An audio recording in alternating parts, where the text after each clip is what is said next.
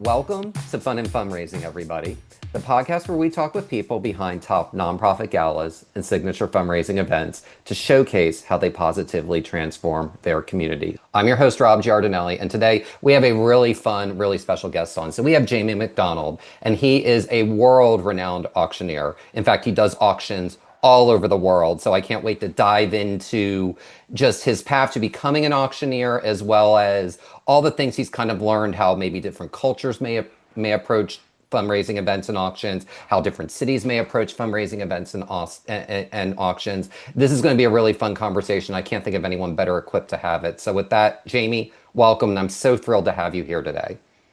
Rob, thank you so much, and thank you for that lovely introduction. Always. I'm glad to have you here. And I want to start with your path to becoming an auctioneer because yours is probably one of the most, if not most unique stories I have heard because you were in a very different world before you were in this one. But then when you think about it, it's like, well, it's very different, but it's not as different as it may appear on the surface. So I'd love for you to share a little bit about your path to becoming that. Yeah, well, thank you very much, Rob. I'll try and keep it relatively succinct. And what you're referring to is the fact that I really spent all my career in the world of finance, and not just any kind of finance. I was a portfolio manager at what was then SAC Capital, now Point 72. So it's the hedge fund that lots of people may know more about than ordinarily they would because of the show Billions and the attention that it got in the mid 2010s. Um, but my path to becoming an auctioneer was, I think, for a lot of people, and I know, a lot of auctioneers on the circuit in New York. None of us, as far as I know, probably CK did, but not that many auctioneers I know set out to be an auctioneer at the age in their 20s. And for me, it really came about because it was an itch I had to scratch. So, I went to university in England, and I got a decent degree, and I thought, well, I have this good degree from a decent university, so I should probably go and get a job in finance. That's where they pay the most, and that's why you go to these good universities. And I was kind of too scared to do anything more artistic or creative than that, probably for fear of failure. And I did, as I say, I was at UBS for 3 years, and then I became a hedge fund manager for 10 years for Steve Cohen, which was great. And I really look back on those years as really enjoyable years, getting to do a really interesting job that paid well, obviously. But I got to my mid 30s and I thought, well, I don't want to die and have engraved on my headstone, "Here lies a hedge fund manager." It didn't sort of sit well with me. I thought, yeah, there's something else I can do. And actually, I I'm almost embarrassed to say it, but I'd taken acting lessons in my 20s in the evening. So I used to go and go into work at UBS and be a hedge fund manager and then sneak off without telling anyone at 6 p.m. to go and do acting classes on Tottenham Court Road in London. Because, I've always kind of been a performer. I'm somewhat of an extrovert. I don't think it's necessary to be an auctioneer, but I think it certainly helps.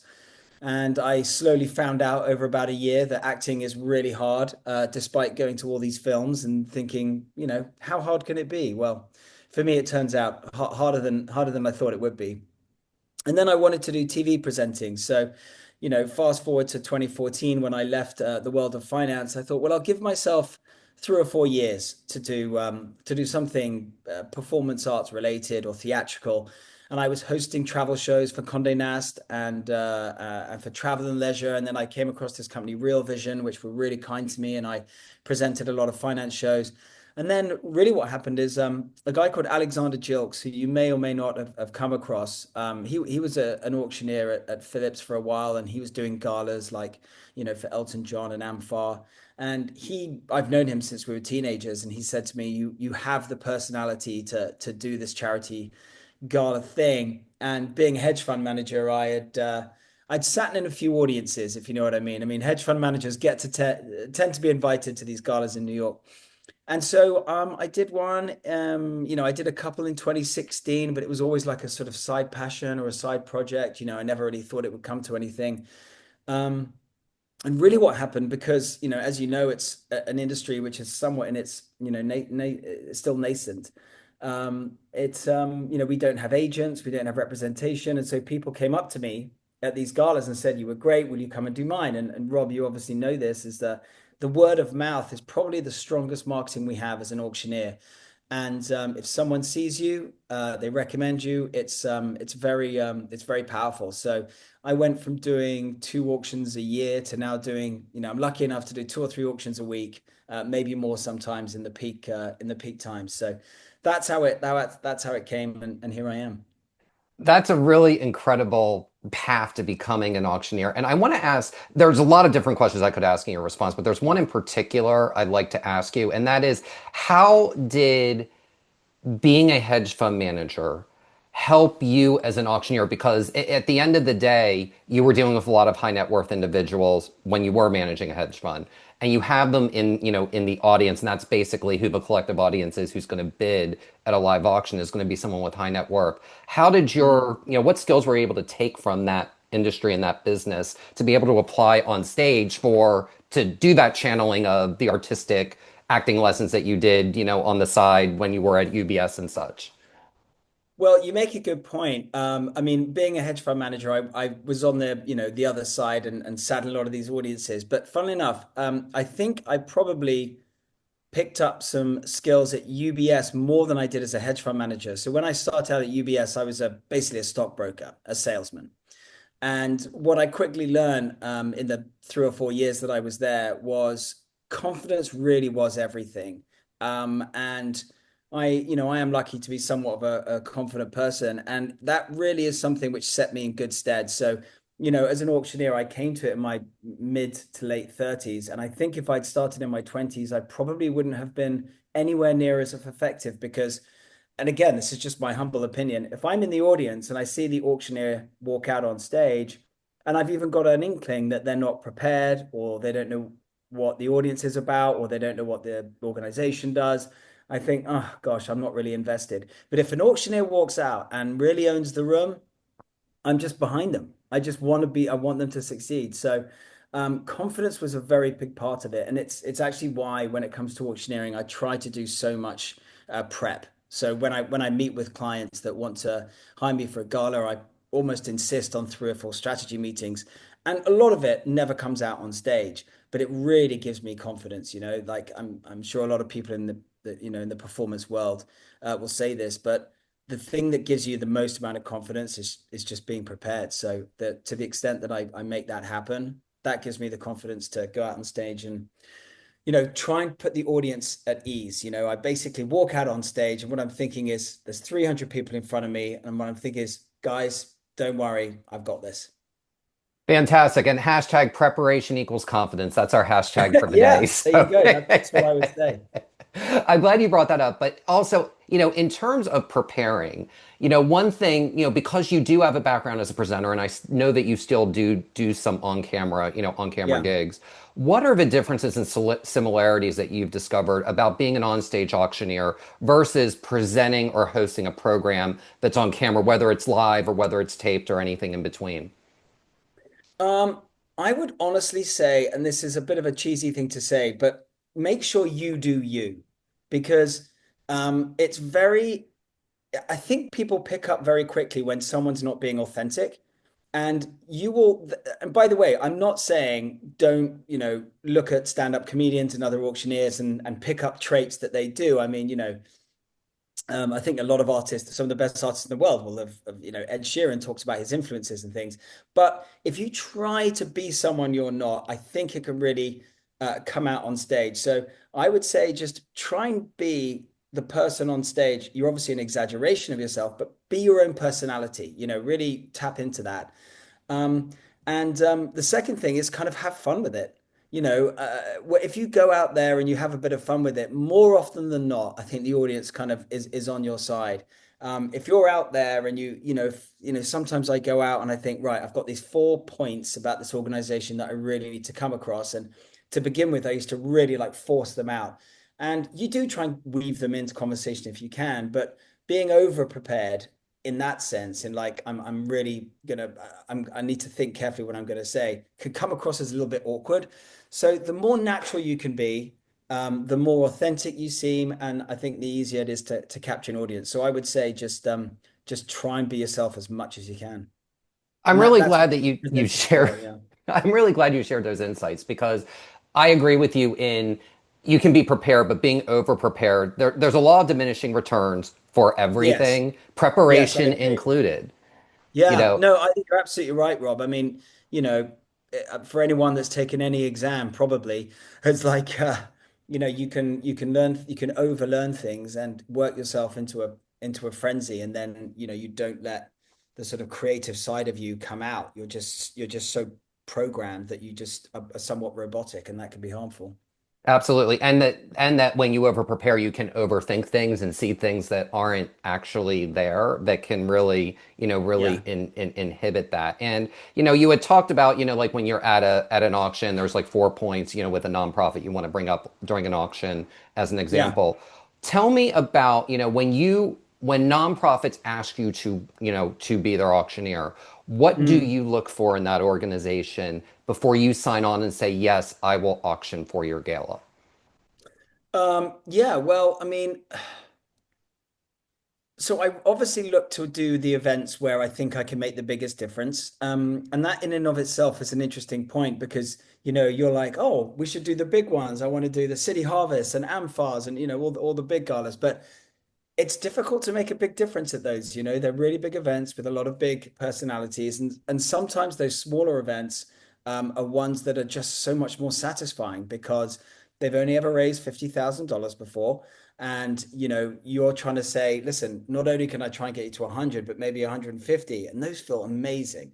I mean, there've been some events where we've raised, $500,000 or $1 million. And afterwards, I've got off and thought, gosh, how much difference did I make? I don't know. I mean, it's an amazing organization, and sometimes you just need someone to go out there and execute. But sometimes you have more fun with the audience and you interact with the audience, and you've had much more of an influence in the strategy meetings leading up to it, that you've just had more of an impact. So when I meet with a new client, really what I'm trying to do is say to myself, what have you raised previously? What have your events looked like? And if I see a real opportunity for someone like me to make a difference, that's what I get excited about. The impact and difference is absolutely key. And there's also a thing, because people will always ask me, and I don't like this question, but they'll ask me like what the perfect gala is or what the best gala is. And a lot of Mm, times I'll throw in the gala that raises two or $300,000 just because when you're working with a global organization or a national one, there's a tendency for less risk, and you obviously know about that from your background in finance. Whereas with a smaller organization, you can not only try new things that may work for you that you've been wanting to try that you can't with big ones, but also you can really see that impact on, I think, a much broader scale than you can, when you're doing a national or global organization that's raising 10 or $15 million. yeah, yeah, absolutely. And yeah, it's always I don't know, it's a bit like I don't know if an actor is a good analogy, but you sometimes want to do a few indie films because you want to just have some fun and like be more creative and you be a bigger part of the evening. And then occasionally you want to get a big name on your resume because it looks good, frankly.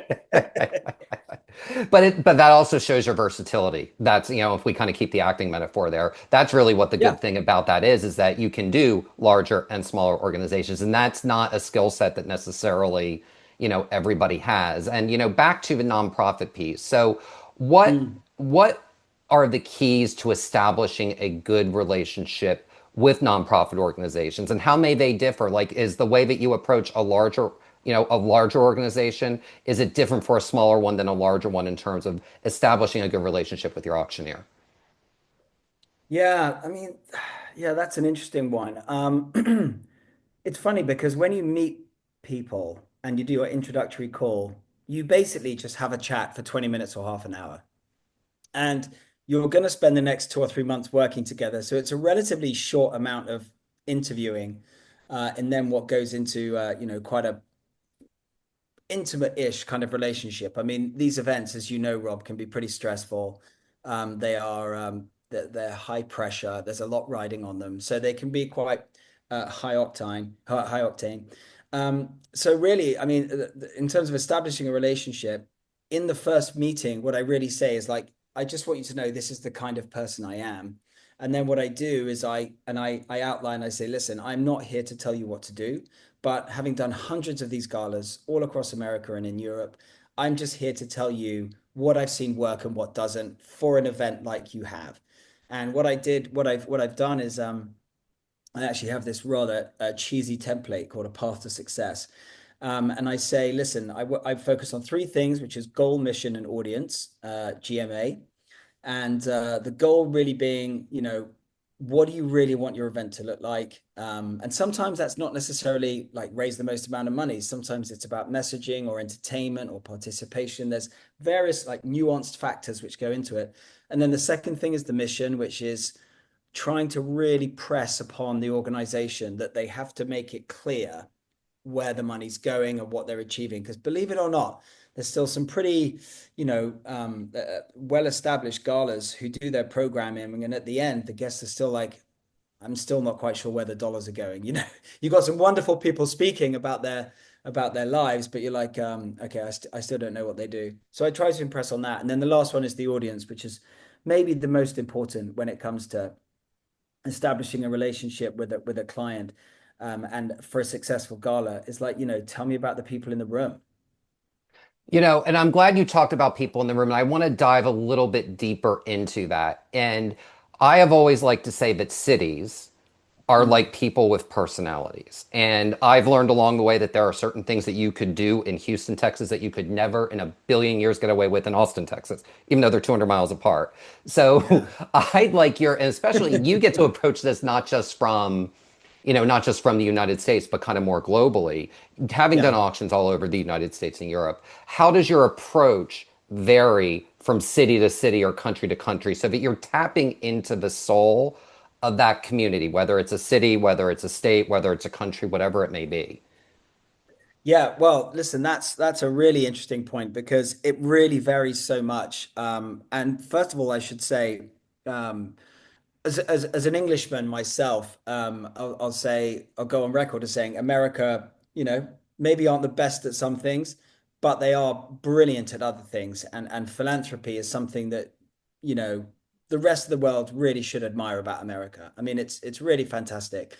When I do events and galas back in the UK and Europe, there isn't that culture of giving back. And I think that's one thing that, Americans should be proud of is that there is a not just a culture of giving back, but a pride in doing so. Like if somebody has worked hard all their life, they really do think the fair thing to do is give it back to something that they care about. I mean, I'll be honest, there are some very advantageous tax reasons as well. I don't want to gloss over that, but there really is that culture. So in the US versus the rest of the world, it's you're swimming against the current a bit when I do events in London and elsewhere. But when you're in the US, I think it's important to know that when you're getting up on stage, generally they're rooting for you.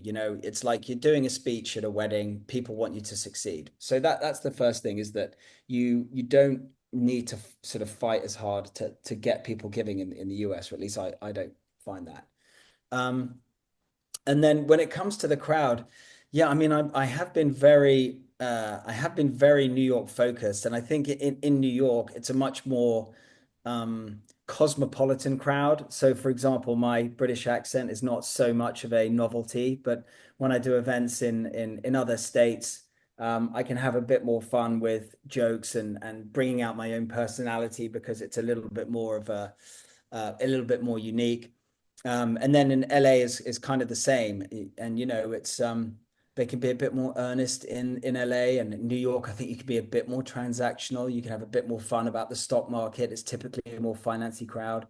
And so yeah, it's just little nuances like that. I mean, I don't pretend to be an expert between all the different cities in the US, but you know, really recognizing where you are is an important point, and then just finding out as much you can about the audience too. All great insights. And there's the cities in the room, but once you get into the room itself, and Yeah. I've seen some of your videos online, you're really great at raising a room's energy and Mm. attracting people's attention. What are the secrets like when you walk out on stage? Because a lot of times auctioneers will walk out or can walk out, I don't want to say at a low energy point, but it may be right after a testimonial video, and if it's for a children's cause and it's saving a child from cancer, that can be really really heavy. So what are the Mm. secrets to raising a room's energy? Because that's really, as an auctioneer, that's one of your biggest things is you have to sometimes turn the energy of the room on a dime and get them in a good space so that they can actually give more. Yeah. Uh, obviously I do typically two things at the galas, which is the live auction and the appeal. And with the live auction, I'll come on and I really don't say too much because I sort of think just get straight into it. And I let the sort of first auction item do the talking for me. So that's why I say to clients, like, make sure the first auction item is fun. It applies to the most amount of people in the room. It's relatively well priced. And then you get people's attention that way. And then once you've done a first auction item, you've got people's attention and you're off. Now, I think what you're referring more to is the appeal, which is, again, really what you pay an auctioneer for. I mean, this is where you read the room. So sometimes, as you rightly say, you go on stage after whatever piece of content has come before, and it's about getting the attention of the room. Now, sometimes you don't really need to do anything, and less is more. It's like there's been a story that's so powerful that you get up and then it's just not about you. It's about saying this is the way it's going to do it and just execute, like saying we're starting at $10,000, down we go, and then really being energetic, saying thank you, getting the room to applaud. And I almost stop it and say, listen, ladies and gentlemen, I need your attention for 7 more minutes to raise $200,000. Then you can do whatever you want. 7 minutes is all I'm asking for to raise 200. Someone's just given $10,000. Everybody should be applauding. And I go around the room and say, we won't go until everyone is applauding. And then people really get behind it. I say, listen, people are donating their hard earned money here. So I do a lot of that. And then one other thing I like to do is, gosh, I'm giving away all my trade secrets here, Rob. Um, is I'm quite a nerd when it comes back to data. Having been in finance. In fact, this is something I really should have mentioned earlier. Is I'm a numbers geek, and so when I meet with a client, I'll say, well, how much did you raise the year before? And I mean exactly how many people gave at what level. And in the back of my mind, I'm challenging myself to try and get 20% more at each level every time. And I say this on stage, I say these organizations work and succeed on momentum, and we need to be raising more each year. And I almost want you to put whatever political or economic situations out of your mind. Just think about this organization that's funding a hospital, funding a school, trying to cure cancer, whatever it is. And I sort of challenge the audience. And I say, listen, last year we raised 100,000 at this level. We've got to try and get higher. And I think people like being challenged. What you're really doing is sort of obviously playing on the mission, but you're playing a little bit on ego as well. And so there are some people in the room who are like, you know what, if someone can donate 10, can they donate 15? If they can donate 20, can they donate 25? And funnily enough, at those higher levels is sometimes when it's easier to get people to move up a notch than it is at the lower levels. I completely agree with that. And that's kind of what I found over the years. And I love your data-driven approach with that because 20% is what I call moderately aggressive, meaning it's not going to be easy, but it is certainly something that's realistically attainable to grow on a Yeah. year-over-year basis. Not like you're saying we're going to triple it because that what may not necessarily be realistic for a lot of organizations. So I like that data-driven kind of more incremental approach that you take to it because that's how organizations gain their momentum year after year as they show steady growth, not we raised 100,000 then we raised a million, then you've really set this almost unrealistic bar for yourself to kind of take events further because that can get really hard at that point.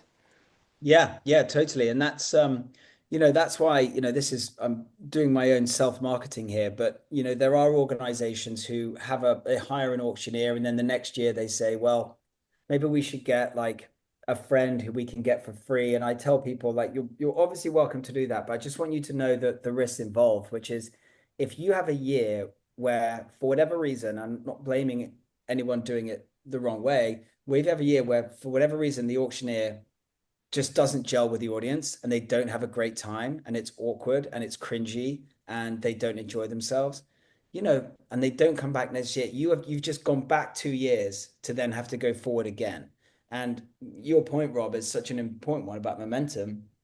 You need to just keep, nudging ahead every year. So, for a few $1,000s, I think it's worth investing in somebody who works with your organization, because you just don't want to take a step back, because it's what can kill things. And you want to talk about the ROI. And I've heard so many organizations do that and then they immediately go back to the auctioneer the next year. I see it all the time at organizations really throughout the country. It Yeah. happens quite frequently. A chair will come in and they really want to raise the most amount of money possible, but you've also got to understand your audience in your room and what they expect. And if they're expecting a certain quality from an auctioneer and you just bring in someone who may be a friend of yours who doesn't necessarily know the room, that can have unintended negative consequences for the organization. So I'm really glad you brought that up. Yeah, yeah. I mean, people say, when we're talking about galas, and what I often say is they're actually not. I'm really generalizing here, so I don't want to get too off track, but they're not difficult to get right, but they're very easy to get wrong. And just one thing, which is someone speaking for 25 minutes instead of 3 minutes, or the sound wasn't great, or the timing of the meals, or these little things, these little nuances can really upset the balance of the evening. And if you follow a pretty simple structure, um, typically it works out well. But getting the simple things right, like so many other things in life, is really important. It absolutely is. And one of the things to get right that is, I don't want to say it's simple, but if you have the data, you have an understanding is what top donors and even mid-tier donors and even bottom-tier donors are willing to donate and spend at a live auction. Talk about why that is so important for nonprofits to really understand that, because you can come in as the auctioneer and say, Mm. these are these folks, but they have the day in and day out relationships with those donors and they'll kind of understand what levers that they can pull or what levers they want you to pull for them to get more money out of them. Yeah, so yeah, this is an interesting topic. So when it comes to the appeal, the straight donations, I do really stress to organizations to be as appreciative to everyone who donates whatever they can. It's why when I'm on stage, I implore people to please applaud at $10,000 as much as $100, because I'm asking people just to give what they can. We're not asking anyone to give more than they can afford. It's like, how much, have you been moved this evening? You have a choice to spend your money any way you want. And if you think that this organization can spend that money better than you can in terms of making the world a better place, then you should go for it. And what I say to clients is, invest in the small donors as well as the big ones, because the person who's donating $100, you know, maybe they're on 50 grand a year now, but they could be the next person who's inventing something big, and then they are writing $10,000 checks. So it's important to get young people coming to galas. And Rob, I'll be interested to hear your thoughts on the demographic of people who are going to galas now, like the young versus the middle-aged and old. But I think making the younger generation feel invested in your mission is really important, because as they grow, they should grow with your organization. Absolutely. And what I will say is, I think the tie in the last decade or so, increasingly more with funded needs and appeals more Yeah, specifically, addresses that. Because younger folks, more specifically, they want to know exactly where their money is going. I think everyone does, especially since COVID. But I think yeah, younger people most especially want to do that. And, they're accustomed to crowdfunding and crowdsourcing. So they're used to saying, okay, my $100 is going to get X, Y, and Z. So mm, I think that's a big part of it, especially with the younger audiences from what I've seen. And also, arts organizations are different than children's organizations, and kind of the mm, calculus of why folks may give depending on their age range is that I do definitely see younger people at much higher proportions will support children's oriented charities because they're parents right. themselves. And it's easier for Yeah. them to tie to a relate because they have a friend's child who's autistic or has had cancer or, has had a heart defect, whatever it may be. And that's something that I've seen. Yeah, yeah, absolutely. It's Yeah, it's just important to be grateful for anyone who gives anything. Yeah.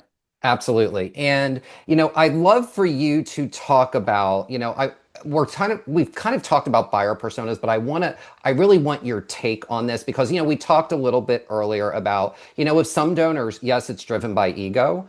And buyer persona, especially if someone's an investor, there's going to be a certain amount of ego, whether you're giving big or investing big. There's going to be a little bit of ego tied to that, some more than others. But how is the buyer persona of a donor at an auction similar to an investor in private equity? What are like some common traits between the two? Yeah, well, I have to say that I'm probably so reading a room is obviously a big part of what I do. And I'm not saying you can judge a book by its cover, but they say you can tell how much it's going to cost. But when you look around the room, when you're doing the live auction, it's actually one of the reasons that I like starting at relatively low amounts. And people say, "Oh, why are you starting this at $1,000? It's worth 20 or 30." I'm like, well, listen, I just want to get paddles in the air because I get a sense. I can start seeing the way people look and the way people look at me. And you really can get a sense of when the way someone's sitting, the way someone's bidding, who they're sitting next to, the people they're chatting to on their table, when you've got someone who's like in it for the game.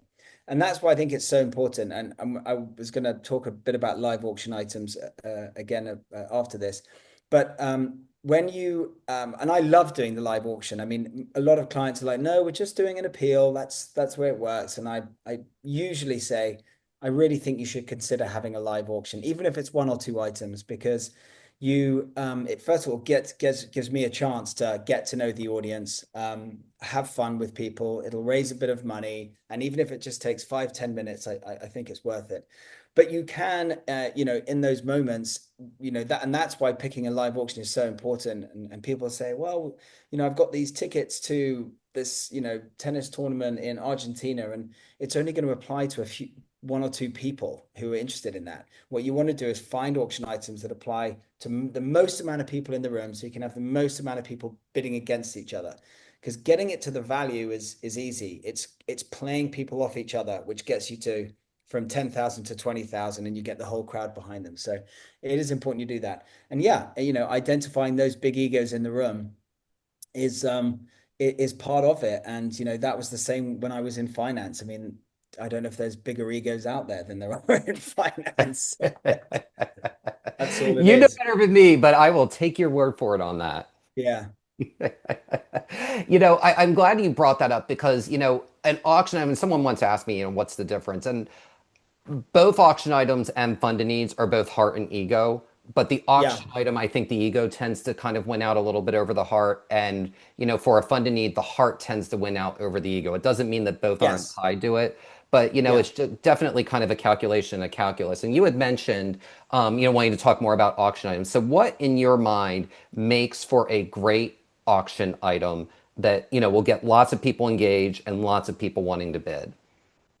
Yeah, so yeah, I'm pleased you asked about this, Rob. 'Cause it gives me a chance to talk about my new business I've started. So I've been, doing this for almost 10 years now, and when I first started, I was always very wary of consignment items. I guess I was like most people thinking, and just to explain to, and I'm sure everyone listening knows what consignment items are, but essentially it's like the client would be inverted commas paying for a package, not up front, but as long as the item sells for significantly more than the cost is to the client, the client basically keeps everything above the reserve price, so to speak. So, if you can get these wonderful trips to Europe for $5,000, you're trying to sell them on stage for 10, and the charity keeps 5. Now, I used to be sort of against them because I used to think, well, you're taking $5,000 out of the room, but I really think the opposite now. I really think that those items are essential for these galas because of how powerful they can be. And this is something that's really sort of crept up on me over the years. And I had this gentleman came up to me at a gala who works for a very well-known hotel brand. I won't say just yet, but he said, well, listen, I've just kind of thought of the idea, which is, I want these people, these galas in my hotels. So whatever you need to do to make that happen, let me know.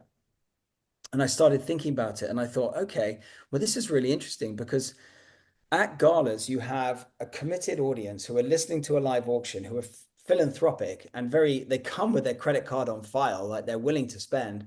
So if you are a travel brand or a hospitality brand or a brand like Ferrari or Rolex, and you're willing to sell in inverted commas a highly discounted package to the charity, then I will get on stage and try and sell it for double what it cost the charity or triple, and the brand, whoever it is, will get that client in their hotel, buying their cars, traveling with them on their aeroplanes, whatever it is. So it really struck me as like, this is a really interesting way of luxury brands or high-end brands to gain an audience.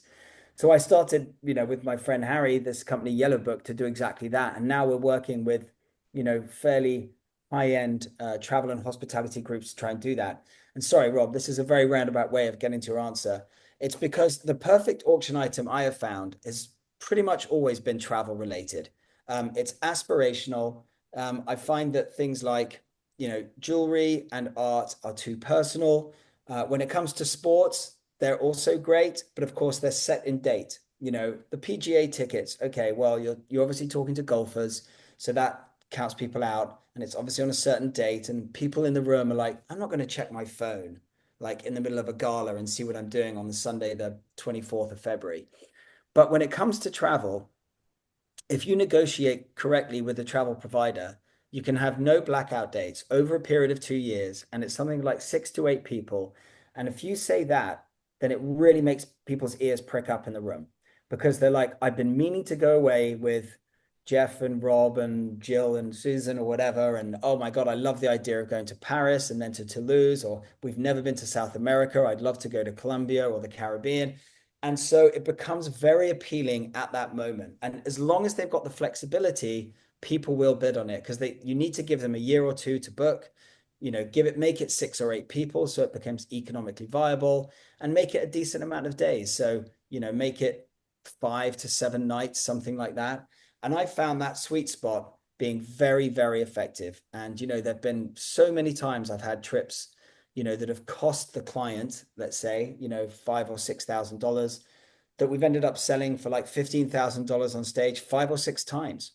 And that is a very good use of an item because it raises $50,000 in just one item and takes 3 minutes. So it's entertaining. There's lots of people bidding. It raises a great amount of money and it doesn't take up too much time. So those are the kind of items that I look to to suggest to my clients. Absolutely. All those are great points. And the other thing I would add is that ones you can sell multiple times. That actually Yeah. makes, that makes something 2x become 3, 4, 5, 6x because you're selling it multiple times and that actually gives more energy in the room and it's not people and it's fascinating to watch people bid high 6 and 7 figures for things. But when a bunch of people win bidding low 5 figures, it just creates kind of more of a community within the room because it's almost like you're giving the whole room a big hug and saying thank Yeah. you. And that just propels the auction forward.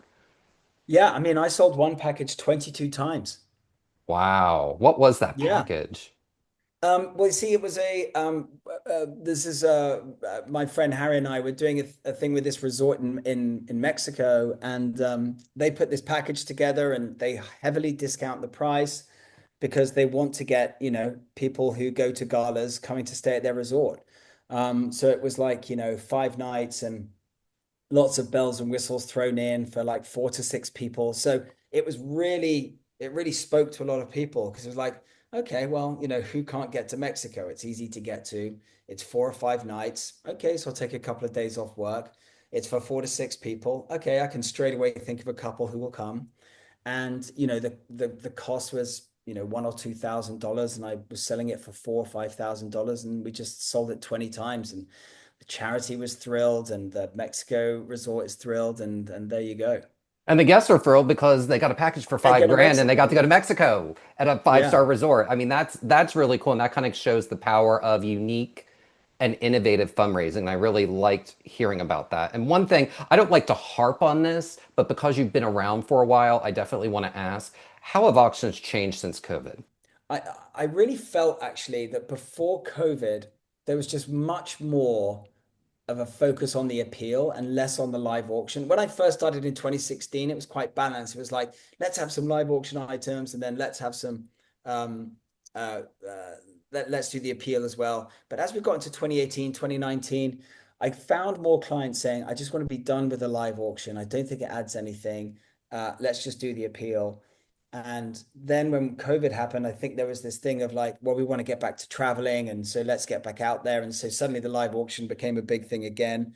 And, that hasn't really gone away. I mean, people still love to bid on these packages.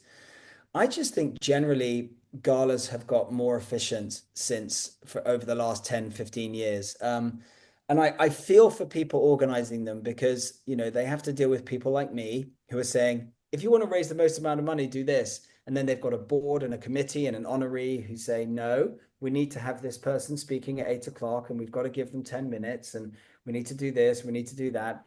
And it's really difficult for those people because they need to try and spin plates and please a lot of people.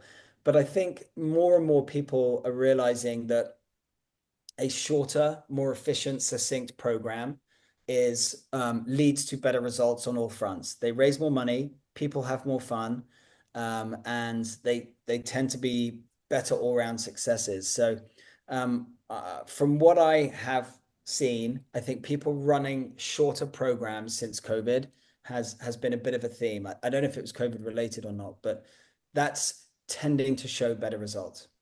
I'm glad you asked that and you talking about the difference between an auction and a fund in need. And especially with the tighter programs, what advice would you give to an organization to determine if they should do an auction, a fund in need, or even though it won't be a tighter program, both? Yeah. So what I usually say is if there's a spectrum of organizations, and on one end you've got these really kind of heartstringy organizations, and really incredible organizations that are curing children's cancer and Make-A-Wish that are granting wishes to young kids, and some of those things which are really appeal to the heart. I say lean more on the appeal. Also, the more mature events. So if you've only been going about 3 or 4 years, I wouldn't suggest just doing an appeal. You need to build an audience, and you can build an audience with live auction items. It's more fun. The auctioneer can have more fun. They raise more money. But as you get more and more mature, you can just rest on the appeal because, and this is what I say to people, the live auction and the appeal comes from two different pockets. One is, I know what you do, I love what you do, I'm here to give you money. And the more mature the event is, the higher percentage of people in the audience are there for that. Now, if you are a younger event, and this often happens with corporate type events, because then, a big bank will have a table of 10 and they'll just send 8 people who've never heard of the client or organization before, just be more live auction focused, because you'll have people in the room that are maybe wealthy, but don't know that much about the organization. So if you think everyone knows what the organization does, then I would say lean more heavily on the appeal. But if you've got people in the room who are, got deeper pockets and are but don't know as much about what the organization does, I would say lean more heavily on the live auction. But I actually always recommend to do both. Those are really good points, and I had never connected the idea of mature versus not mature in that way, but it is absolutely 1,000% true. So that's an awesome piece Yeah. of insight. And I know we're coming up on time here. I always like to end with this question. I know you'll have a really interesting answer, and that is, Mm. what is one thing all successful fundraising events have in common? The one trait that most successful galas have in common is they know their audience. I was just trying to think of like the mission, the programming, but really it's just to understand who's in the room. And it's difficult for those events which are corporate led because you don't know who's going to be in the room. So I think the more you can understand who's going to be in the room, the better you can tailor your run of show. And I do think that a successful gala begins and ends with the run of show. It needs to tell a story in a succinct, effective way. Let your auctioneer do the right thing, and it will be a success. You do need to invest in your event. I do think that makes a difference. But understanding who's in the room is a very, very important piece of the puzzle. And the more you can do that, the more successful you'll be. Absolutely. And understanding your audience is so critical. And I've seen so many people who have great missions and so many organizations have great missions and it misses with the room because they don't understand how to tailor the message to that specific audience. And there's different ways to appeal to that. And that's just such a brilliant answer. And I really appreciate you sharing Yeah, I it. mean, And I was going to say, like, I mean, if you have, it happens with schools as well. People with schools are like, "Gosh, we really didn't do so well." But if you've got a bunch of parents who just want to party, then get the fundraising done early on in the evening so that they can shake a tail feather. You know what I mean? It's like, and then there are some people who are like really there to see how you've spent the last 12 months and where every dollar's gone. Sometimes you just need to be honest and say, "Okay, we've got a room full of people who want to have some cocktails with their friends. Get the fundraising done at 8 o'clock and then let them blow off steam." So, you know, things like that. know your room, as they like to say. That's absolutely a perfect example of that. If people just want to be there really to party with their friends, and there are organizations that do that, and there's some organizations that don't even do live auctions because it's about that. Yeah. But if you want to Yeah. add that in, do it early. Otherwise, it'll be much harder for any auctioneer, no matter how talented, to keep a hold of the room. Yeah. Yeah. I agree. Absolutely. Well, Jamie, this has been an absolute pleasure. I can't thank you enough. I mean, your knowledge and expertise, and just being able to kind of tie it with your finance background. This has really been a fascinating conversation. So, thank you so much again for joining us. Hey, not at all, Rob. Anytime. Lovely to chat. Always. And for more information on Jamie McDonald, please visit jamesjmcdonald.com. And that will do it for this episode of Fun and Fundraising.